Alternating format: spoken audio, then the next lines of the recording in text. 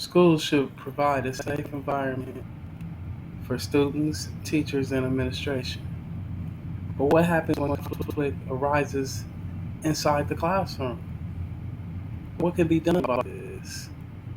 One way to solve this conflict is restorative justice. Let's take a look.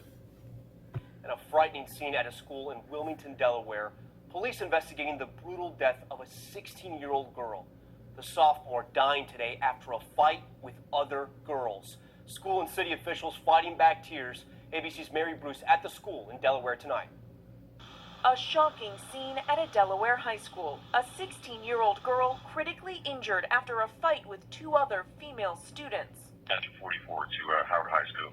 Paramedics make a desperate attempt to save the sophomore, performing CPR and putting her on a helicopter to a nearby hospital. It was 8:15 a.m. at the highly regarded Howard High School of Technology, classes not yet underway, when that violent clash broke out in the women's restroom.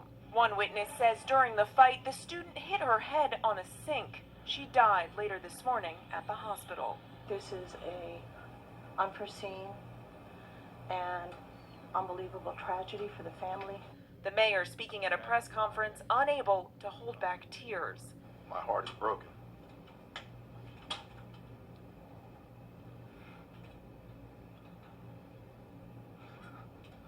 I am so upset that a young lady lost her life today. And Tom, as this community mourns, police are talking with the two other girls involved in this altercation, but so far no arrests have been made.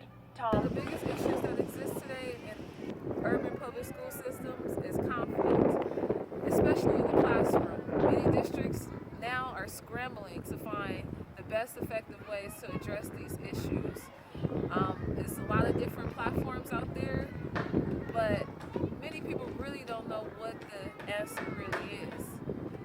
So one of the ideas that have been brought up is this idea of restorative justice, and a lot of urban school districts are moving towards that, in that direction.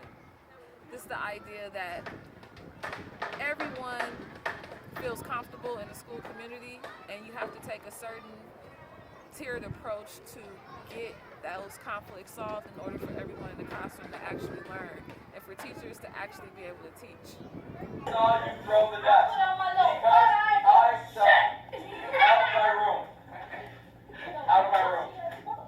Out of my room. Out of my room. Out of my room. We're not staying in this room and doesn't say anything. I didn't do anything. Leave the room. You already left the room. Leave. He sounded like my cousin. Yes, leave the light switch alone. Okay, so. Leave the room. I didn't do that. Why are you trying not to? I'm letting you go. You're free to go away. That's really dope, right?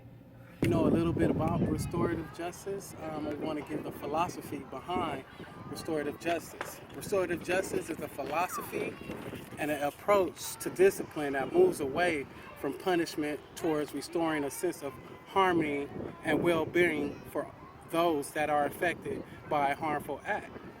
It provides families, schools, and communities a way to ensure accountability while at the same time breaking the cycle of retribution and violence.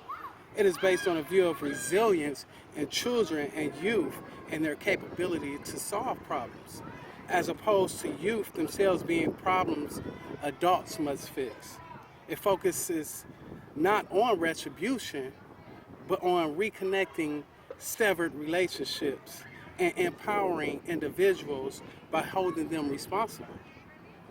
This approach acknowledges that when a person does harm, it affects the person they hurt, the community, and themselves.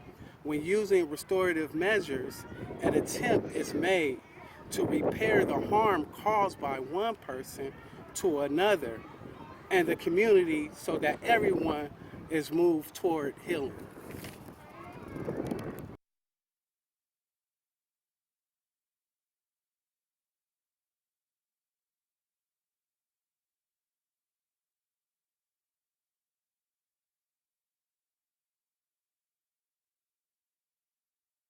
Districts who implement these restorative justice practices have tended to start in small groups. within the school, moving towards a whole school implementation. At the district level, implementation adopted restorative justice practices within policy as an alternative to suspension and as an approach to creating positive school environments. It has been suggested that this implementation plan could range from 3 to 5 years, focusing on key areas and monitoring progress is essential to the whole school implementation, which ultimately culminates with an official recognition of the school having successfully adopted a restorative justice approach. Once a school has began implementing restorative justice practices, the following suggestions are made for the sustainability of restorative justice, such as we must identify the leaders, provide an introductory professional development, schedule whole staff meetings is very encouraged. Plan informational workshops for parents and community members. Identify support staff and conduct of harm circles. Maintaining cohort or highly skilled school-based facilitators. Develop a school discipline plan that aligns with discipline foundation, which incorporates restorative justice approaches. And also monitoring implementation progress and evaluating the impacts.